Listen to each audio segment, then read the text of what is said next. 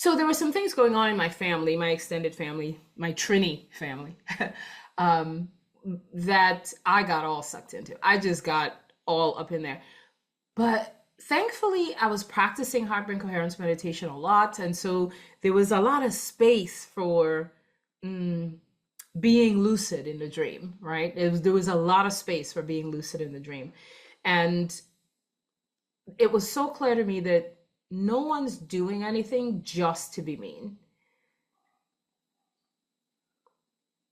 Because I had this lucid awareness, I was gifted the insight to see life from that person's perspective, the person that I was perceiving to be mean or perceiving to be uncaring or whatever. I was gifted the insight to see life through their eyes. And wow, what an insight it was. And what that changed for me is like, if anybody comes to me now and they're like, I'm having this challenge with this person, they're such a blah, blah, blah, blah, blah.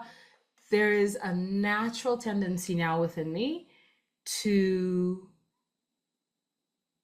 there's an openness for, I wonder what they're experiencing. I know you're clashing with them, but I wonder what they're experiencing, right? There's a story there too that's beyond just your viewpoint and perspective on it, you know? And when I saw the other person's perspective, boy, was I way more aware of uh, I gained access to more love, um, more compassion for their story, not just a perspective that I was hearing and taking sides on. And when I gained more compassion for their story, they completely melted and harmony took over. But I had to change my perspective. I had to see them through the eyes of Source. I had to see them as an aspect of Source. I had to see them as someone who is struggling with something, which is causing them to make these decisions and say these things. They are people who appear mean are typically very insecure and very scared. And I wasn't willing to see that before. And now I am. And so when I'm willing to see that, now I can stand in the gap for their fear and their insecurity and call in security on their behalf and call in compassion on their behalf, which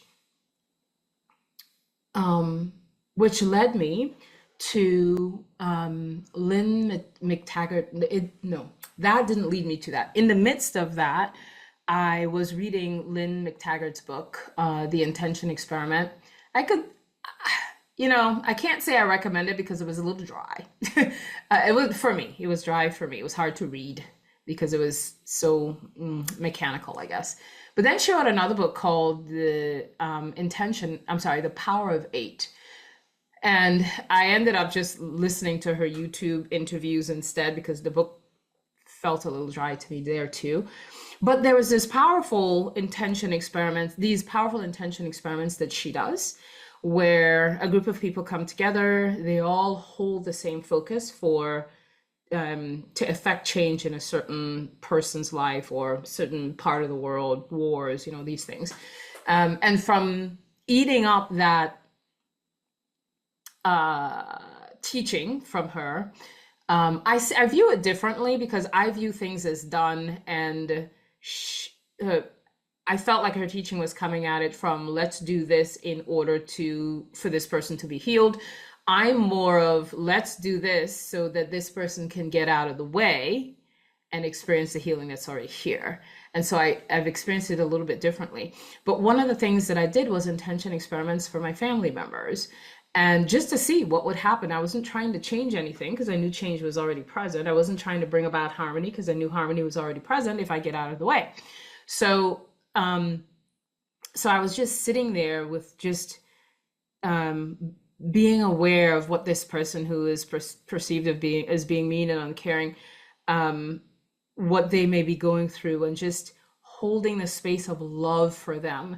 And with the intention experiments, you embody what you want for the other person, right? So you feel and sense with all of your five senses what you want this person to feel. And so I wanted this person to feel love and compassion and that they are loved. And so I felt all of that for the person that I previously perceived as uncaring and mean. And I cannot begin to tell you how much harmony blossomed.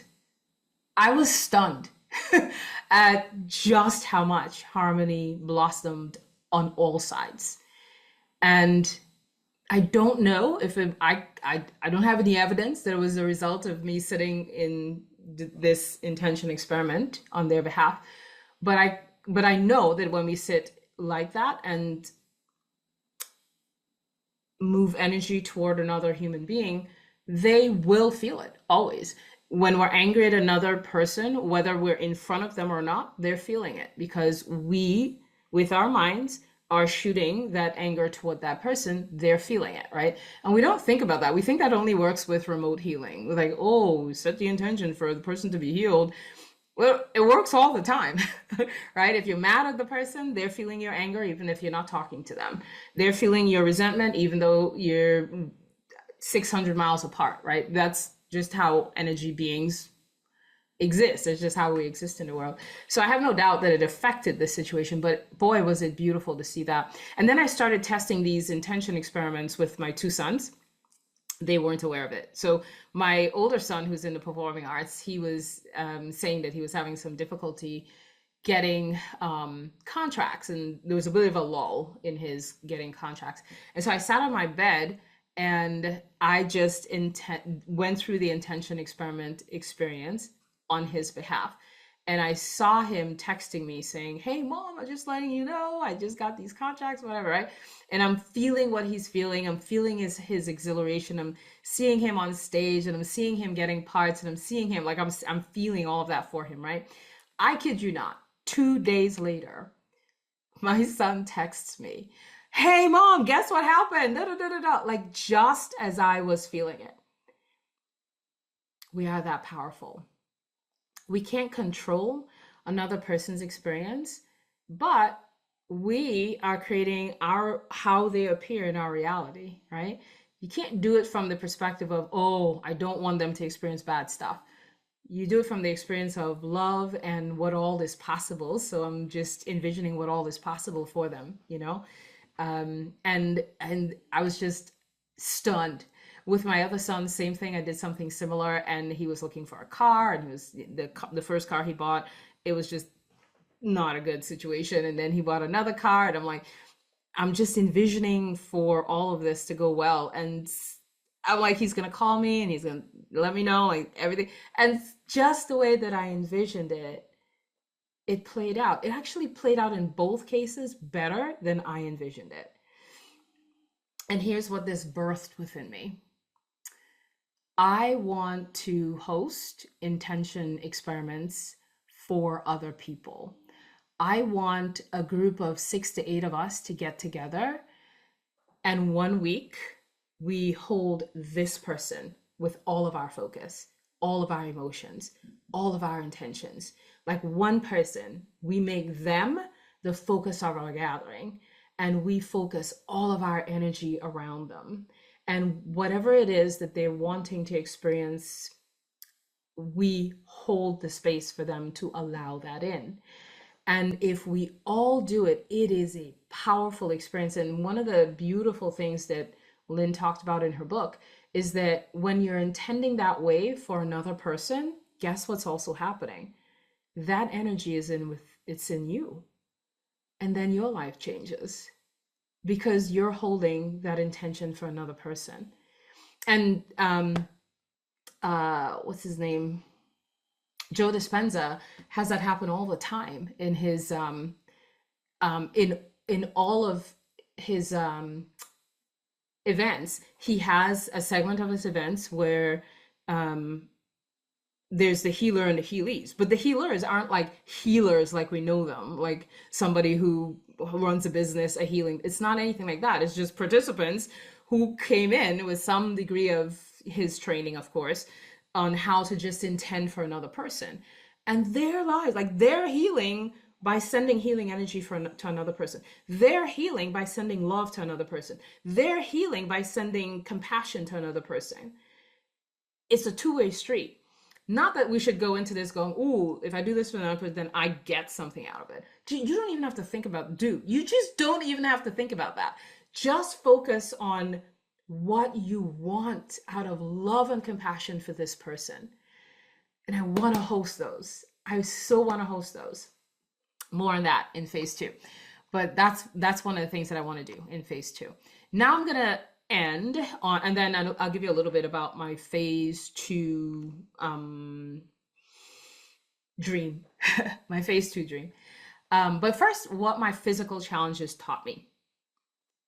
It definitely reinforced that whatever I was thinking was manifesting. If I gave attention to, oh my God, I wonder if this is getting worse, I swear to you, within 24 hours, it got worse. It was that swift.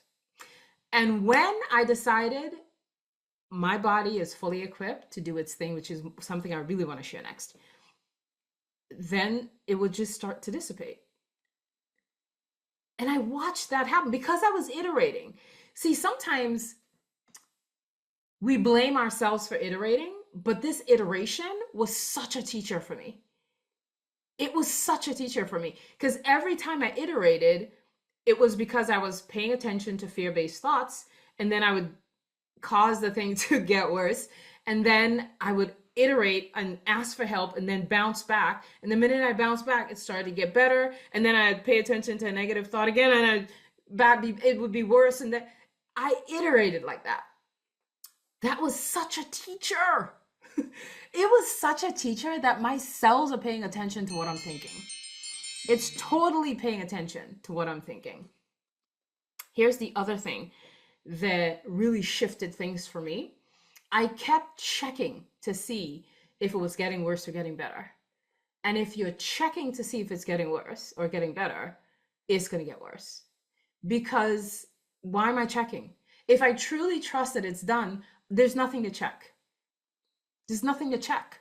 Now, I'm not saying to those of you who have some kind of physical thing and you need to go to the doctor to get checked, evaluate how that makes you feel and evaluate if you're vibrationally stable enough to take in what is being shared with you. I chose not to go to a doctor because I was close. I was damn close to going to see a doctor. But I sat down and evaluated, Allison, if you went to see a doctor, would that impact you positively or negatively? Now, for some people, if you don't know what the thing is that you're experiencing, your mind would go crazy and just making the situation worse because you don't know what it is. And sometimes a diagnosis gets you out of that crazy thinking. It ends up being something less than you thought, and you're just in a better place. So sometimes going to a doctor and getting a diagnosis is perfectly fine.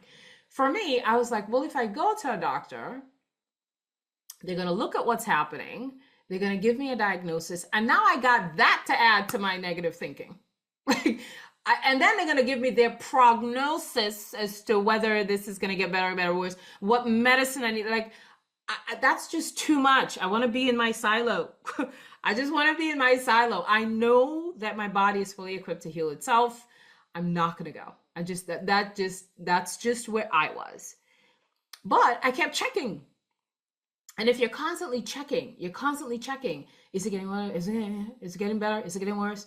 If you have that thing going on, is it getting worse? Let me check. Is it getting worse? Let me check. Is it getting worse? Let me check. That was going on. And I wasn't aware of it until Spirit brought it to my attention. And I went, right, I am checking a lot. I'm checking a lot, right? And I just decided not to check. I was like, if it's done, then there's nothing for me to check.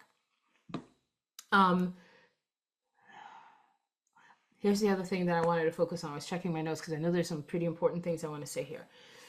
Putting a story on repeat did not work for me. A story of healing on repeat.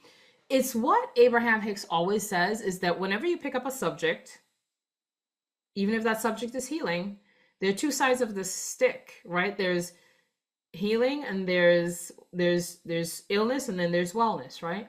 What I found is, and words don't really mean anything. But what I found is the word healing, inherent within it was the presence of illness. For me, okay? You can use the word healing. There's nothing inherently wrong with the word healing or being healed or healing. There's nothing inherently wrong with that. I'm just sharing my experience. Whenever I reached for quote unquote healing, there was always this awareness of the illness. And I kept doing that. And I realized, you know what? Putting a story of quote unquote healing on repeat is not working for me. All it's doing is constantly reminding me that this thing is happening in my body. That's all it's doing. That is all it's doing. It's not helping.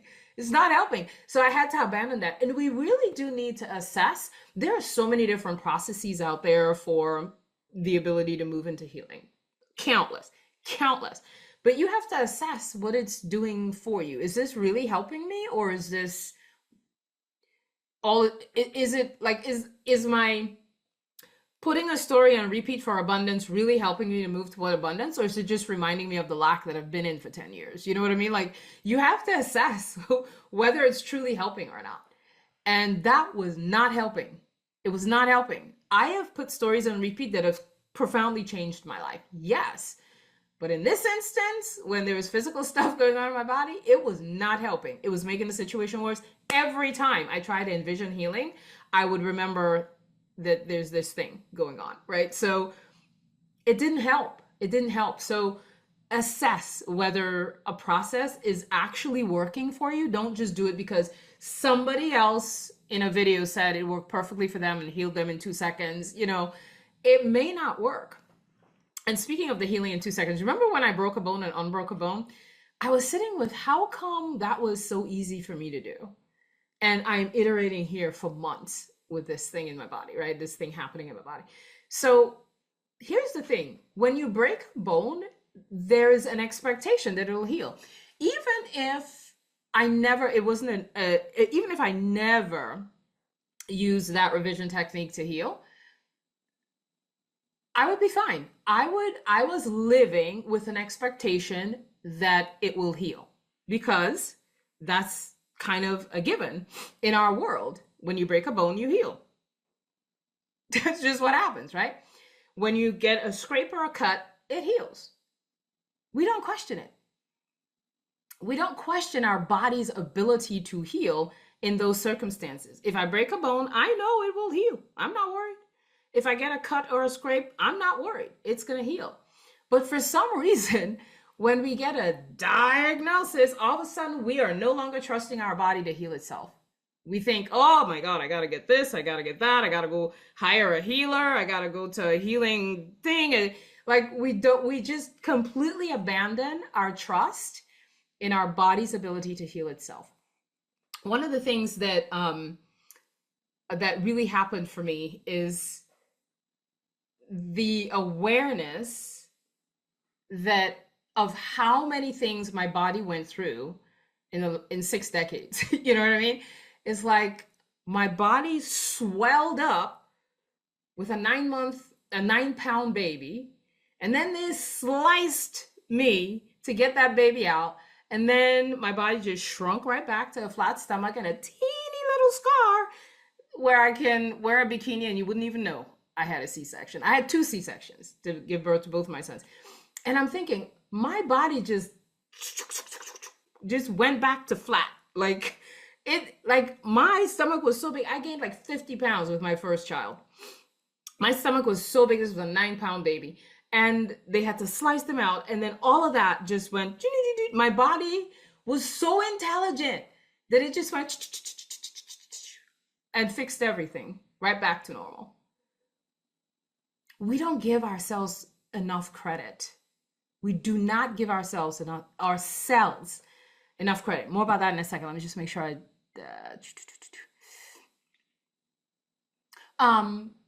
what shifted for me, where I went into the receding of this physical thing, was just not checking at all. You're done. I'm done. I'm done with this. I feel complete with this. I'm just going to move forward. And there was a period of time for weeks where it just kept getting better and better and better. And I'm like, look at me, right? Like just healing my damn self, right? And then a thought came in. And for whatever reason, I listened and I was back to those fear. And then it started to get worse again. And I'm like, do you not realize that it's your thoughts that's creating this reality? And it's your thoughts that there's nothing else going on here but your thoughts. And of course, Joe Dispenza proves that all the time. The man has found the cure for cancer with thoughts, right? So life was just teaching me over and over and over, it's your thoughts, it's your thoughts. And the other shift for me, which is what I'm going to say,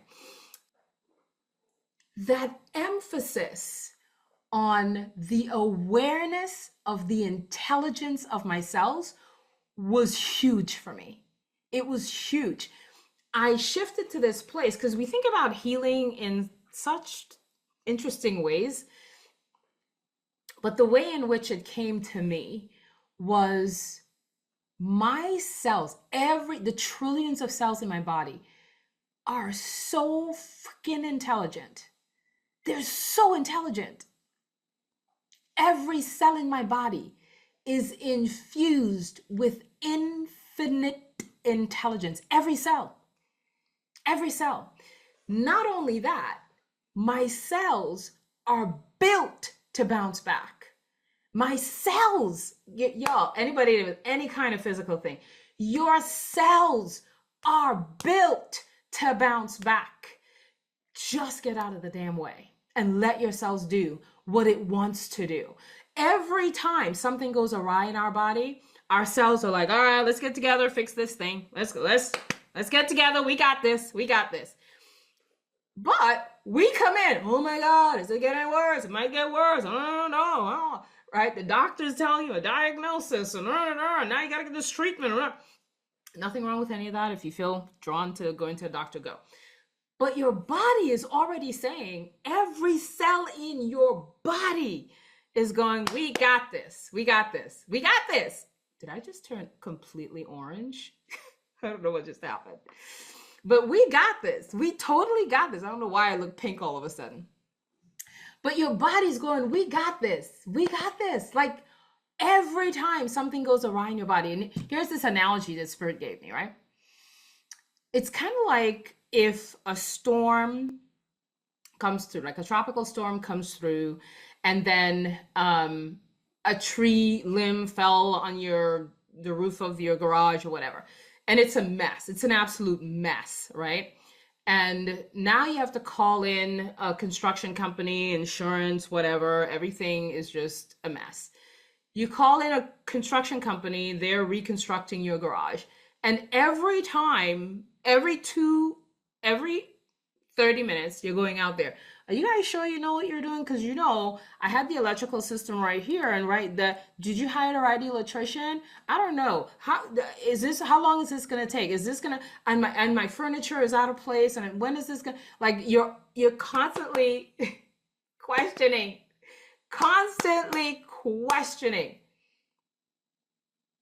the construction company until the construction manager says, ma'am, we do this for a living. Like, we fix things for a living. Why are you, like, what is the problem here? We fix things for a living. That's what your body is doing. Your body's going, ma'am, we got this. Every cell in your body is going, we got this. Just get out of the way, right? And what does it look like to get out of the way? You have to rein in your thoughts. You have to choose thoughts that because your cells are listening to your inner dialogue. Your inner dialogue, the fear that's within you, is this going to work out? Should I take this medicine? Is this going to blah, blah, blah, blah, blah. Your cells are listening to everything that you're saying. So the question is, how are you going to get out of the way? Because your body is like, we got this. We got this. We got this. Every cell in your body is like, I'm ready to rebound. Everybody ready? Okay, let's do this, right? Your body is so like ready to recover. It's ready to do its thing. It's just ready. but it can't. The cells are responding to your own inner dialogue. And so for me, I just sat in deep contemplation of that truth. Wow, my cells are so intelligent. My cells are so intelligent. And I'm remembering all of these things that happened to my body, and my body just fixed itself. The scrapes, the cuts, the bruises, the broken bones, like my body just went and just fixed it. I didn't have to talk to my body. I didn't have to hire a healer. I didn't have to, like, my body just went and just came back, right? But whenever we have something that surprises us or that scares us, we forget to trust in the intelligence of ourselves. And so the shift that I made was I was constantly thanking my body for how brilliant it is. I was like, thank you so, like I wake up in the morning, let me give you a hug. You're amazing. You're freaking amazing. Like all the things you've done for me over the years, like you're fucking amazing. How do you do this? Like this, I can't, I don't even know. But thank you. Thank you, cells, for being so intelligent. I'm so stunned at how intelligent you are. Like how does this happen? Like how do you like regenerate my skin? How do you regenerate? Like you're amazing. You're freaking amazing.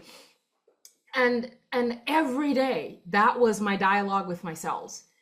You're so fucking amazing. You're so amazing. Like I would be doing the dishes and be like, thank you. You're so amazing. Like sometimes I would literally go, you getting a standing freaking ovation right now because you're doing some shit. You doing the thing. You doing the damn thing. Go ahead. Right? And I literally would be cheering my cells on. Like I literally was cheering my cells on. And I still to this day speak to my cells. Like you're like when I was in my heart brain coherence meditations, that was one of the things that I was shifted to being grateful for. I'd be like, I'm so grateful that I was gifted with, like we're all gifted with a body that knows what to do when things go awry. Like my cells are intelligent enough to know what to do when things go awry. I don't have to tell it a damn thing. It knows what to do. That's why people are getting healed so much in Joe Dispenza's meditation. Their bodies know what to do. He takes them into 7 hours of meditation so they could get out of the fucking way, so that their bodies could do what your body wants to do. Like every time something goes awry in your body, your cells are like holding hands. All right, everybody got this? Okay, cool. Let's get in and regenerate, restore, revive, right? It's doing its thing. It's always on the rebound. Always on the rebound until we get in the way. And they're like, oh God. Well, our cells are not mad at us, but it's like, well, she wants it to get worse. So I guess we're just going to chill and let it get worse. Right. But we have such intelligence built into every single cell. Do y'all get that? It's such intelligence built into every cell. I'm also expanding my awareness of there's such intelligence built into life itself, right? And our ability to trust in life itself, not just the cells of our bodies, but life itself, so that we're not worried about money because life itself has got my back. More about that another time.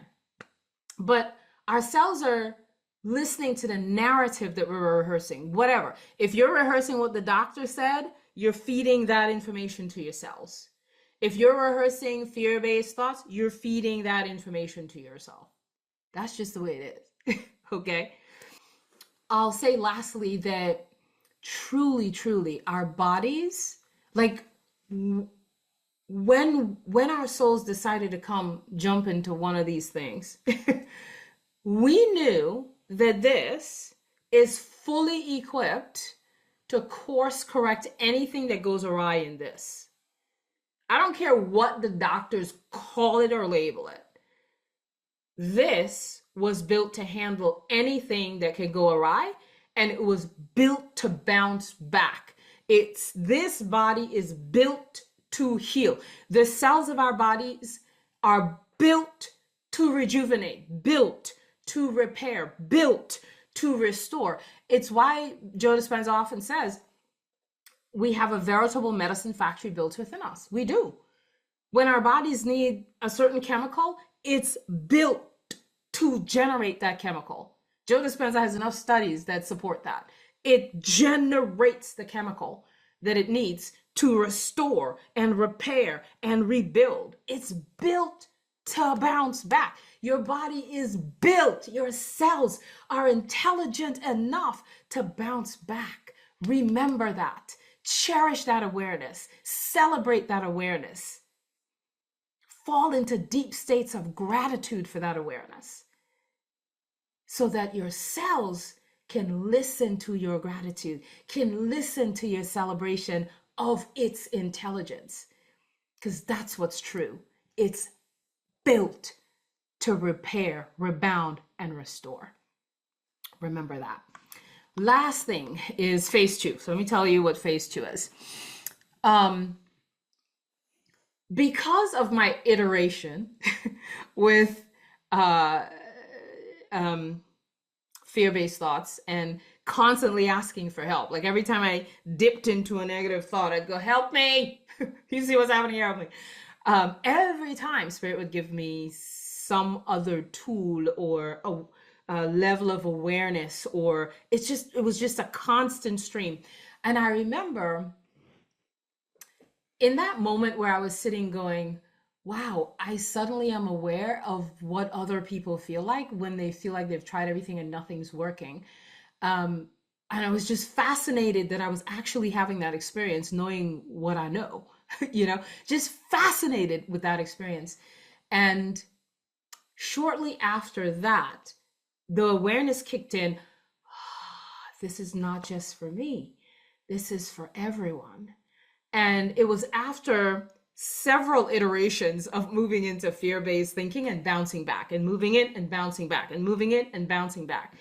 And I literally sat down in complete stillness and said, what did I learn from this? What am I? I wasn't even out of it yet. I was like, what am I? What have I learned so far? What have I learned so far? And I literally started writing down the levels of awareness that expanded, the tools that I was given. A lot of it was just levels of awareness, and yes, tools as well. And suddenly I realized, oh my God, all I'm doing is getting out of the way. That's all I'm doing. I'm not putting anything on repeat. I'm not like trying to get healed. I'm just getting out of the way. And after I sat down and wrote up all of those things, I put the heading, how to get out of the way and let it be easy.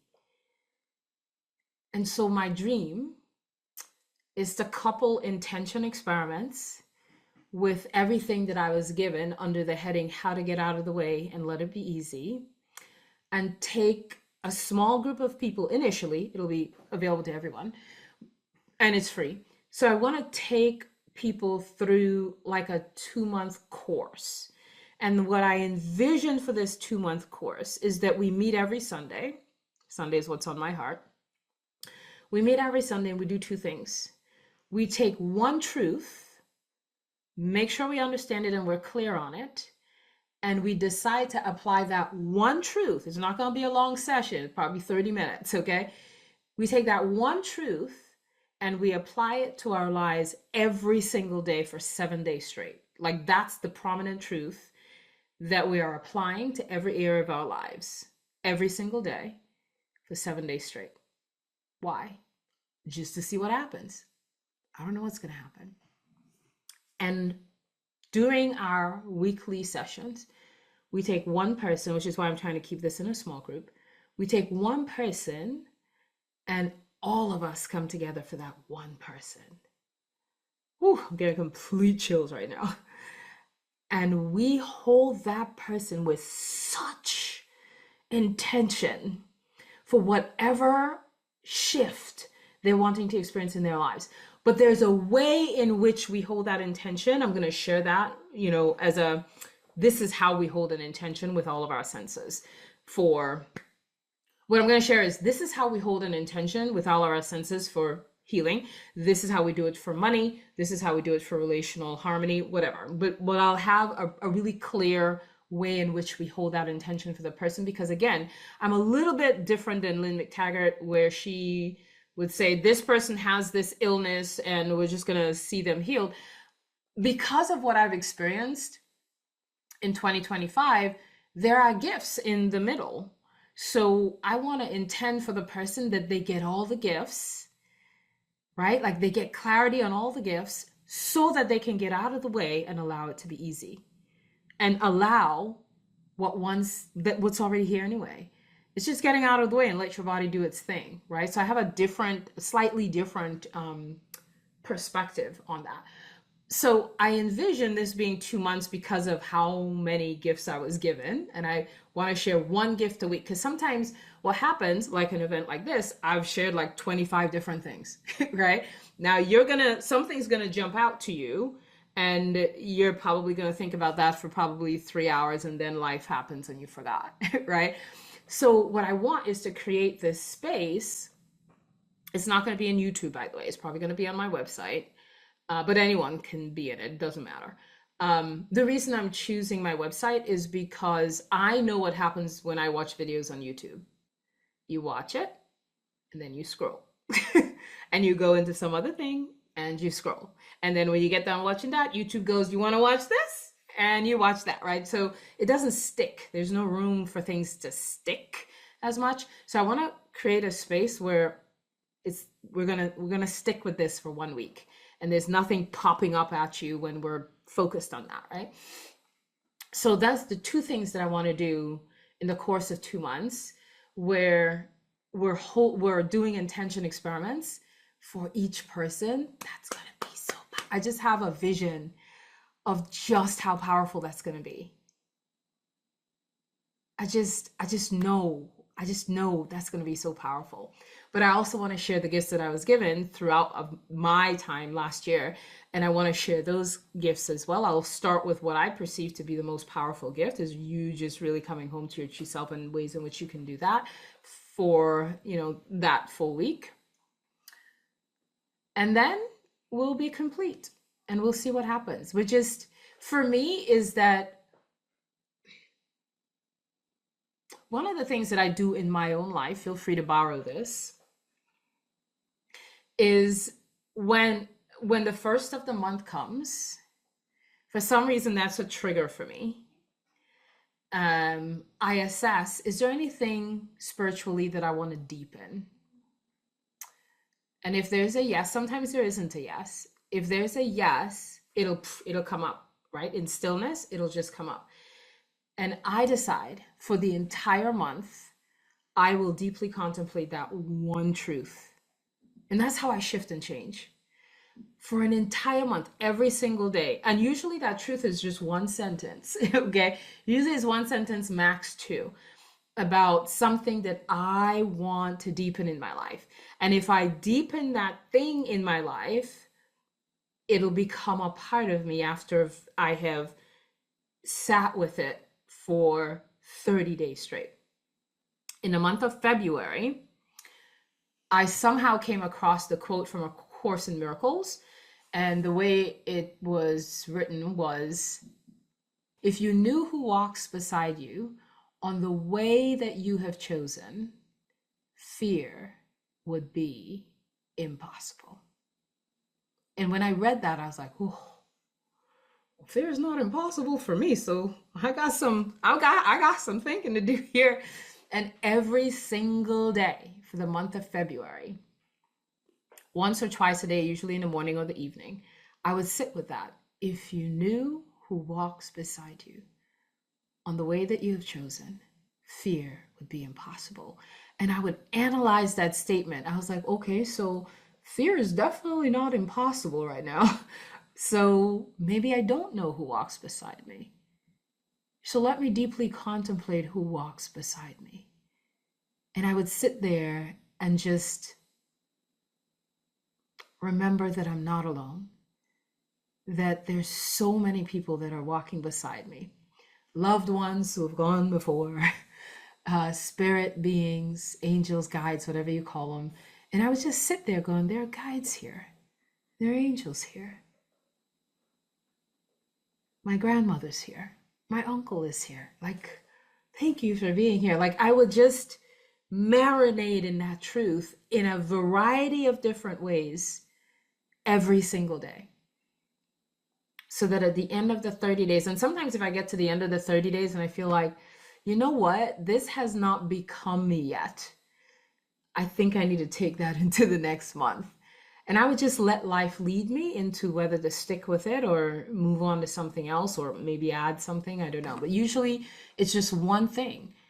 I just want to, and sometimes the one thing comes from I'm watching somebody's live stream like this or video, and all of a sudden I go, oh wow, that struck me. And I go, write that down, Allison. And then the next month, I'm like, that struck me for a reason. It wants to deepen within me. And I would just look at the statement that I wrote down as to what struck me from what they said. And I would make that my focus for an entire month, maybe more. I remember must have been 2022. I can't remember. It was years ago, where the one thing that I contemplated every single day was, I'm infinite. I'm not this physical body, I'm infinite. And I would come at that from all of these different angles. Like I would sit outside on my property and go, I'm not going to be here forever. I'm infinite. Somebody else is going to own this property at some point because I would have returned to my infinite state. I wonder what it's like to be in my infinite state. And while I'm here, how can I tap into my infinite state? Because I'm infinite now. I'm not infinite when I'm dead. I'm infinite now, and like I'd come at it from all of these. What does it mean to my life to be an infinite being? Like, how does that impact my human life? Like, I would just come at it from all different angles. I sat with that for probably 5 months. And that was the only thing I thought about for 5 months. And it deepened. It just completely deepened within me and became me, so it's easy for me to perceive myself as an infinite being. Do I get lost in the story sometimes? Yes. Do I sink into difficult experiences at times? Yes, but there's this overarching awareness that's there that I cultivated by focusing on that for a long period of time. All right, well, let's end in a really high vibing place. One thing I will say is if anyone is interested in being in that small group where we are doing intention experiments and also experimenting with different gifts that Source gave me last year and applying different gifts for a full week, let me know. Just send me an email saying I'm interested. I don't know what I'm going to do with that now. I will just thank you for being interested, and then I will let my inner guidance let me know when it's time to begin that. It may be as early as next week, okay? But just realize it's going to be a couple of 6 to 8 weeks or so, and also that we're really intending to show up and be present for others as well. Okay, this is not going to be an experience where you can come and just sit and listen like you did today. This is a very interactive environment. We are going to be talking to each other. You don't have to be on camera, but we are going to be talking to each other. We are going to be listening to each other. And whenever we go out and experiment with something for a full week, we come back and we share what happened with this experiment that we did for the week, because we're learning from each other as well, right? So it's not a passive experience. It's a very interactive experience. So just be aware of that as well, so that you're aware of, your intention to show up and be a part of this experience. So just send me an email if you're interested in that, and we'll see when this phase 2 wants to happen. Probably set up a one-on-one with everyone that expresses an interest, just to hear more of what's on your heart, wanting to be a part of this. This is a very intimate setting, okay? It's a very intimate experience. This isn't, sign up here and then we'll, we'll connect. I really want to one-on-one meet with you in a Zoom and hear what is it that's pulling you, drawing you to this experience. And, I just want to hear your heart. in a one-on-one first before we even begin. So I may do that. I may do some one-on-ones prior to even starting this. But yeah, that's kind of how I want to flow with this experience. So just let me know if you're interested. Eventually, once we go through the iteration the first time with the first group, then it'll be available for the world on my website. So, and it's always going to be free. So there's nothing to charge for there. Something else I was going to add to that. The intention experiments that I'm coupling with the experiments of, gifts and guidance that I was given last year. I do foresee the intention experiments being an ongoing thing, even outside of that. So let me know too, if you may not be interested in the 2-month thing, but you're interested in being a part of intention experiments going forward. I'll keep those groups probably smaller so that we can give each person an opportunity to be the focus of our intention. I just foresee that being a very, very powerful experience. And I will end with just tuning into spirit again. Everyone take a deep breath. We talked about a lot today. Deep breath. And another. And another. I just want to express my gratitude to every soul that is present here for choosing to co-create this experience with me, and for everyone that's going to be participating in intention experiments and other experiments going forward. I just want to ask Spirit to just be with each person that's here today. I want to ask for Spirit to just give you a sign that you were heard, supported, understood, taken care of, that well-being truly is your state of being, your natural state of being. I'm asking for Spirit to assist everyone present here today and everyone listening to the sound of my voice in the recording, to assist everyone with remembering that well-being is their true nature, and they have access to well-being, love, peace, harmony, wholeness in this present moment and in every present moment. I'm asking for Spirit to send everyone lots of reminders that they are loved, cared for, and supported. And so it is. Thank you, everybody. Have a wonderful rest of your day. I'm going to go feed my dog now. He's probably so hungry. Take care. I love you all, and I will see you soon. Bye-bye. Thanks again, everyone, for joining me for the second half of our live event. As usual, listen to your own inner guidance. Above all else, take what resonates, discard what does not. For all of you who have already reached out to me, I look forward to joining you in one-on-one sessions and also our small group sessions as well. For everyone else, I will see you soon. Bye.